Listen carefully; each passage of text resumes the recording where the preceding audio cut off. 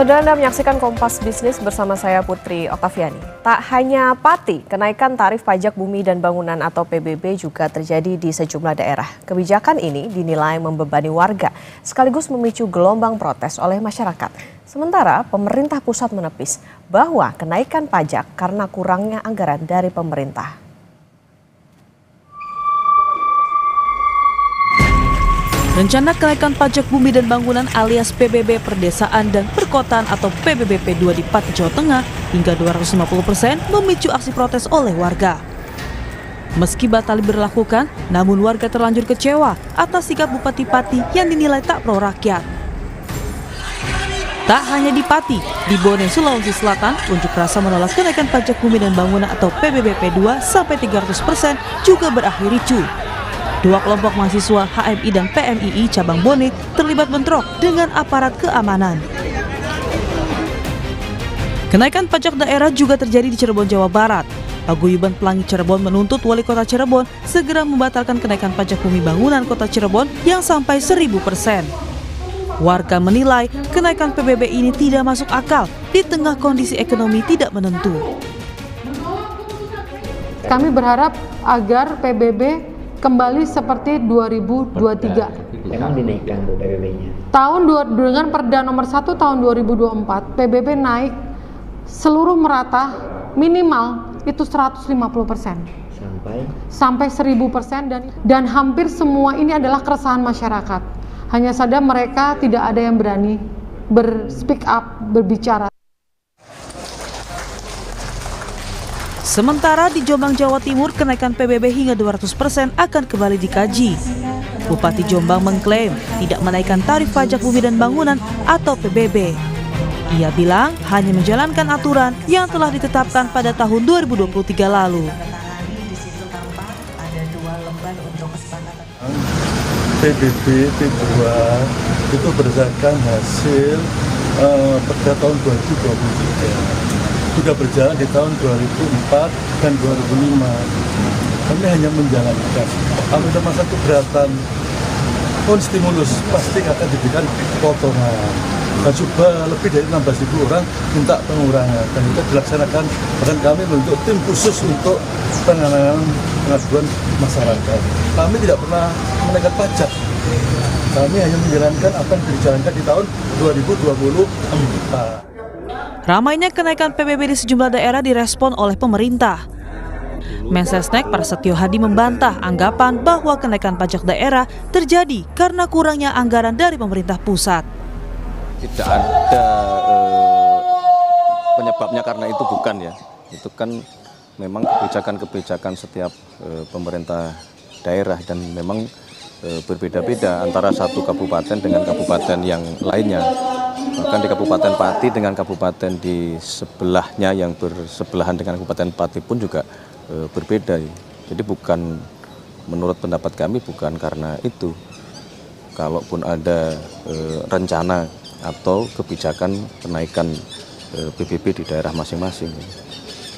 Kami kemarin konsultasi dengan Menteri Dalam Negeri, memang koordinasinya bukan dalam rangka mencari rumusannya, tidak sebenarnya, karena memang itu kan menjadi kebijakan dari setiap pemerintah daerah.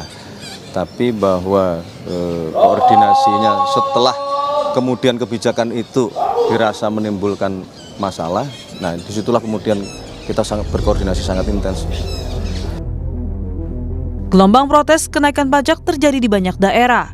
Pemerintah harus membuktikan bahwa masalahnya bukan karena efisiensi anggaran transfer daerah. Sedangkan jika persoalannya adalah ruang fiskal daerah yang terbatas, segera cari solusi. Petakan mana daerah yang punya kapasitas fiskal tinggi, rendah, dan sedang. Tim Liputan Kompas TV.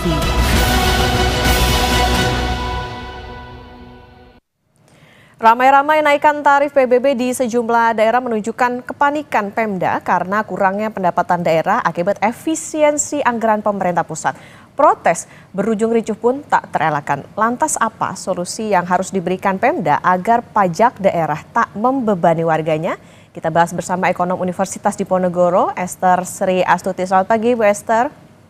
Pagi, Mbak Putri.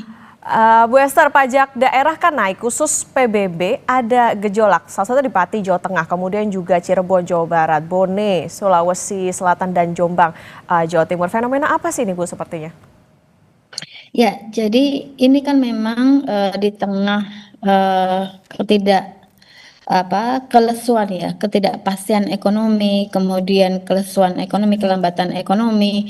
Jadi pemerintah daerah ini kan ingin meningkatkan kapasitas fiskal daerahnya.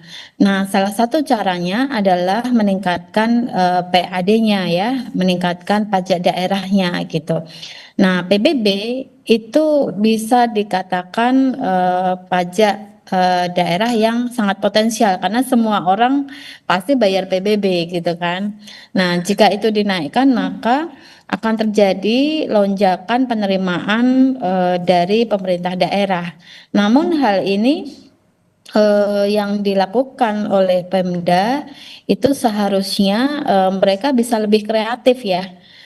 Ketika mereka meningkatkan PAD-nya, pendapatan asli daerahnya, tidak hanya dari pajak daerah, tetapi juga dari pos-pos yang lain, misalnya peningkatan penerimaan dari sektor pariwisata, kemudian industri kreatif dan seterusnya. Begitu, Mbak Putri. Oke, ada kelusuan ekonomi yang terjadi. Nah, apakah Bu Esther ini jadi bisa dikatakan bentuk kepanikannya Pemda karena fiskal mereka tipis atau bahkan berangkasnya kosong? Kalau kita ingat kan ada kebijakan-kebijakan yang memang diturunkan dari pemerintah pusat ke daerah gitu. Jadi untuk membiayainya ya mau nggak mau itu tadi nambah PAD-nya dengan cara itu.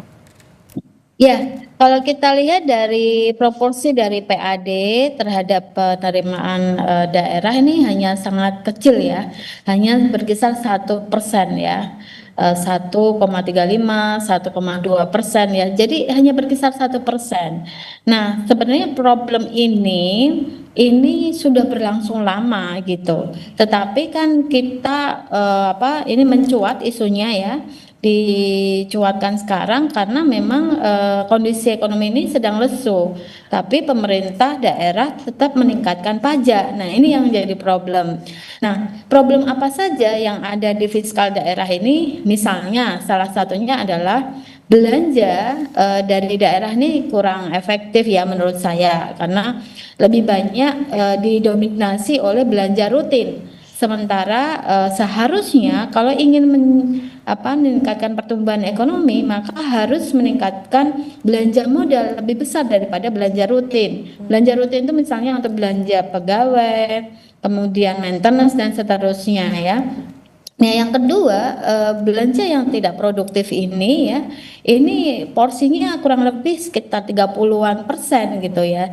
Jadi harusnya lebih spending money gitu, government spendingnya itu lebih banyak ke belanja infrastruktur misalnya, belanja untuk layanan publik gitu ya, yang kemudian masyarakat ini menikmati. Nah, sementara kalau kita lihat di masyarakat bayar pajak terus tapi tidak menikmati gitu kan. Nah, ini kan jadi problem. Padahal kondisi ekonomi ini masih melambat. Itu sih Mbak Putri. Oke, artinya yang jadi pertanyaan sebetulnya timbal baliknya kalau misalnya pajaknya dinaikkan seperti apa gitu Bu Esther ya? Betul, betul. Oke, Bu Esther, balik lagi ke pertanyaan dasar. Ini sebagai wawasan publik sebetulnya. Mekanisme pembiayaan atau operasional Pemda ini tuh seperti apa sih? Sumber uangnya itu dari mana aja sebetulnya? Tapi nggak serta-merta cuma dari PBB aja dong Bu berarti? Betul, betul. Jadi sebenarnya kalau kita bicara penerimaan daerah, ini tidak hanya dari pendapatan asli daerah atau kita sebut dengan PAD, tetapi ada dana perimbangan gitu kan. Dana perimbangan ini bisa dana alokasi khusus, dana alokasi umum gitu ya. Terus kemudian ada penerimaan lain-lain ya. Misalnya ya transfer ke daerah TKDD gitu ya. Dan beberapa pos-pos anggaran yang lain. Nah, tapi memang porsi dari PAD ini sangat kecil gitu dibandingkan dengan dana perimbangan daerah, maksudnya uang pemerintah pusat yang ditransfer ke daerah gitu. Nah, sehingga kedepannya maka ini bagaimana caranya untuk bisa meningkatkan PAD ini sudah problem lama tetapi tidak solve gitu. Oke. Nah, Bu Esther gini, kami mau mengonfirmasi. Jadi ini kan ada beberapa daerah yang bahkan punya ide gitu menaikkan bahkan tadi misalnya di Pati naik sampai 250%, tapi di satu sisi ada undang-undang hubungan keuangan pemerintah pusat dan pemerintah daerah ini bahwa Pemda itu tidak boleh menaikkan lebih dari 100% dari sebelumnya. Nah, ini penjelasannya seperti apa sih Bu Esther sebetulnya? Ya, berarti kan ada limitasi buat Pemda untuk tidak menaikkan pajak daerah semena-mena gitu kan. Nah, artinya di sini Pemda dituntut untuk berkreasi gitu, untuk bisa meningkatkan pendapatan asli daerahnya gitu, dibandingkan rely on pada dana pertimbangan pusat gitu kan. Nah, tapi yang harus didorong itu adalah bagaimana sih caranya Pemda ini untuk bisa meningkatkan PAD-nya gitu. Nah, ini harus dikasih satu guideline, dikasih insentif misalnya. Kalau memang PAD-nya lebih tinggi ya kasih insentif. Tapi kalau memang PAD-nya biasa aja, nah ini yang harus dorong gitu ya. Oke, tapi artinya berarti dengan menaikkan lebih dari, let's say lebih dari 100% ini menjadi keputusan yang tidak tepat ya Bu, meskipun dikatakan kasnya di kosong atau bahkan susah cari alternatif pembiayaan lain. Iya, karena kan sudah ada undang-undang yang menjelaskan bahwa tidak bisa kan menaikkan PBB lebih dari 100%. Nah, kalau itu dilanggar, nah ini kan berarti suatu inkonsistensi ya kebijakan. Oke, Bu Esther, nanti kita lanjutkan kembali dan saudara tetap bersama kami di Kompas Bisnis.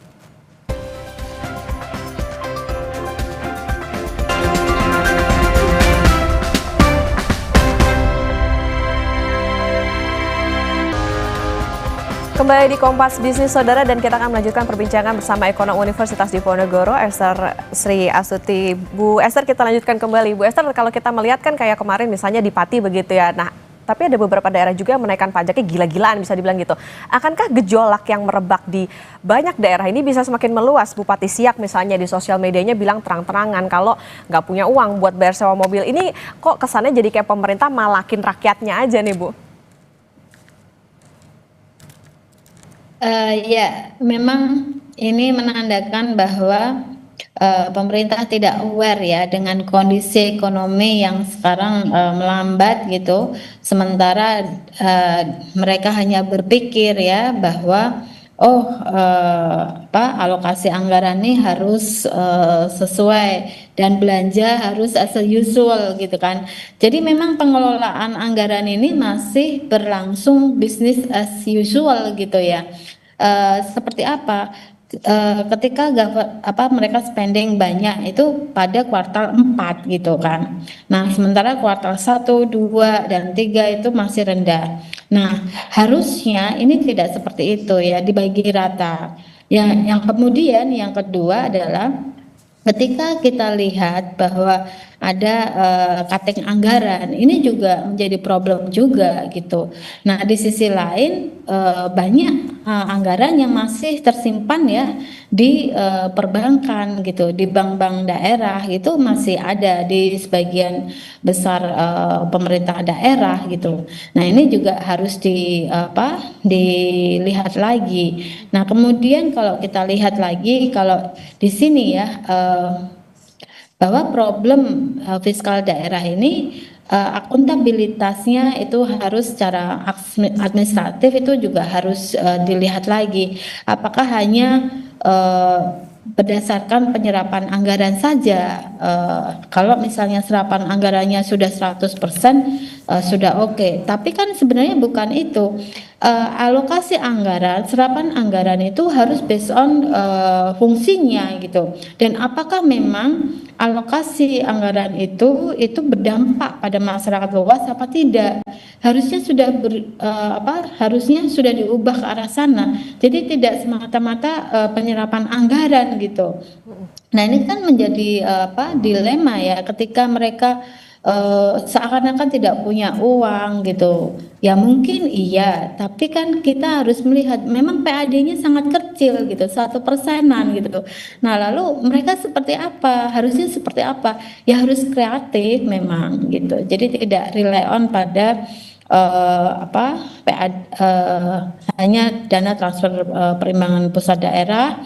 Yang kedua juga harus melihat lagi apakah memang alokasi anggaran itu sudah efisien, efektif atau tidak gitu. Kalau lebih banyak belanja rutin ya berarti harus dikurangi ya, harus lebih diefisienkan. Tetapi kan rumusnya kalau pengen tumbuh belanja modalnya harus lebih banyak.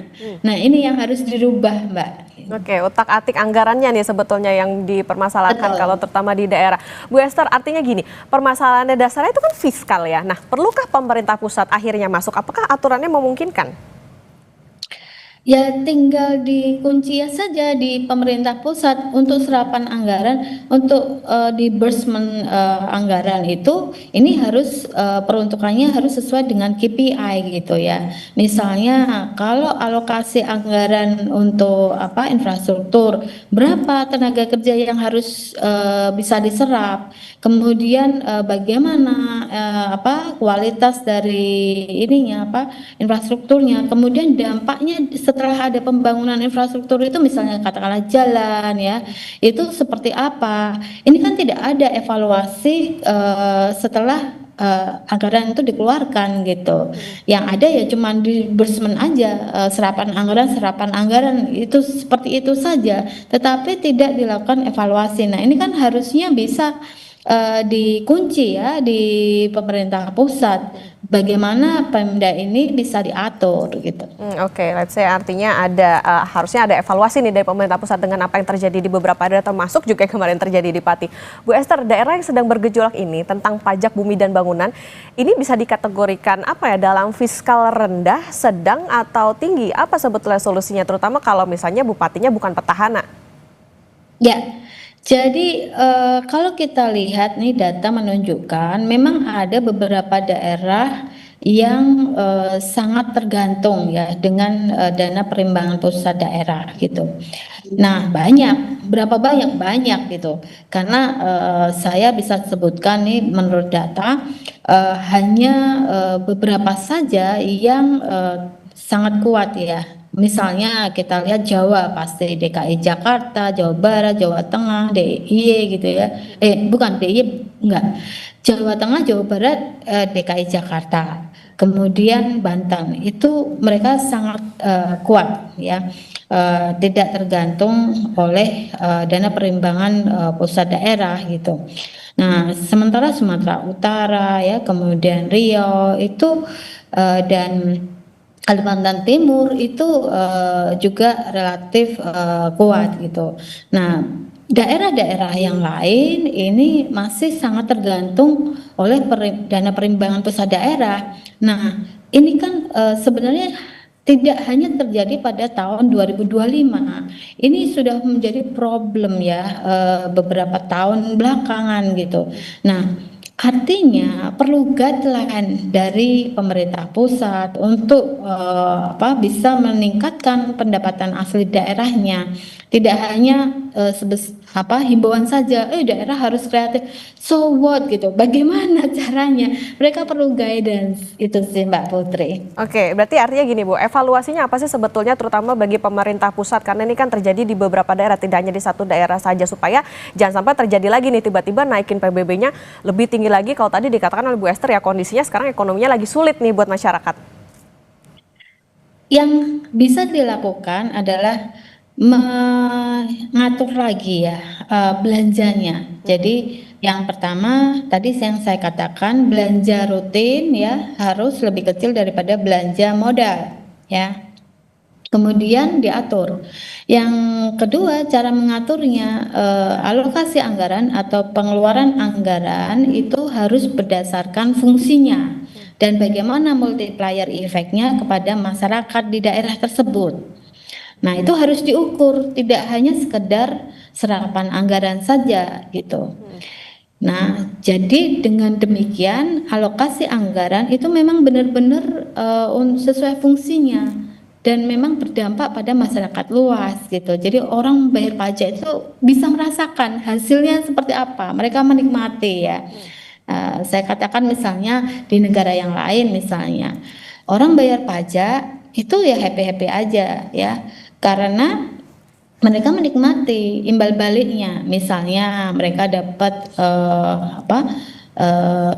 seperti kalau mereka menganggur gitu ya, mereka dapat itu tunjangan selama 2 tahun menganggur karena mereka sudah bayar pajak sebelumnya gitu. Nah ini kan di sini tidak ada, orang hanya dituntut bayar pajak, tetapi tidak ada imbal balik kepada masyarakat ya. Nah paling tidak kalau tidak bisa memberikan hal itu, maka harus alokasi anggaran ya, belanja anggaran pemerintah daerah ini harus berdampak pada masyarakat luas. Jadi jangan misalnya hanya bangun-bangun jalan aja, bikin kemacetan, tetapi masyarakat tidak merasakan loh ini uang pajak digunakan untuk bangun jalan, menambah kemacetan. Jalan sudah bagus masih ditinggikan, padahal itu tidak perlu. Nah ini kan hanya mengejar serapan anggaran gitu ya, tidak ada fungsinya dan tidak berdampak pada masyarakat gitu. Nah, yang ketiga yang harus dilakukan adalah meningkatkan penerimaannya. Sekali lagi, penerimaan pemerintah daerah atau penerimaan pemerintah itu tidak harus rely on pada pajak. Itu paling gampang memang. Untuk bisa meningkatkan PAD-nya itu majekin rakyat itu yang paling mudah. Nah ini di sini Pemda harus kreatif gitu ya, tidak harus rely on pada pajak, tetapi mungkin ada pos-pos yang lain, misalnya mendorong industri manufaktur yang ada di sana sehingga ekspornya meningkat ya, tercipta lapangan pekerjaan, kemudian di sana juga bisa masyarakat juga bisa lebih sejahtera gitu. Jadi itu yang dilakukan, harus mengatur anggarannya dan bagaimana cara untuk bisa meningkatkan PAD-nya gitu, pendapatan asli daerahnya. Itu sih Mbak. Oke, baik. Berarti ini menjadi evaluasi juga bagi pemerintah daerah untuk bisa meningkatkan pendapatan asli daerahnya, utak-atiknya gimana alokasinya, jangan cuman kesannya nih kayak cuman balik lagi malakin rakyatnya aja, apalagi kalau dampak atau misalnya hasil dari pajaknya itu nggak berasa. Ini tentu perlu perhatian dan juga evaluasi yang mendalam dari pemerintah pusat. Terima kasih Ekonom Universitas Diponegoro Ibu Esther Sri Astuti sudah bersama di Kompas Media. Sehat selalu Bu Esther. Sehat selalu Mbak Putri, terima kasih.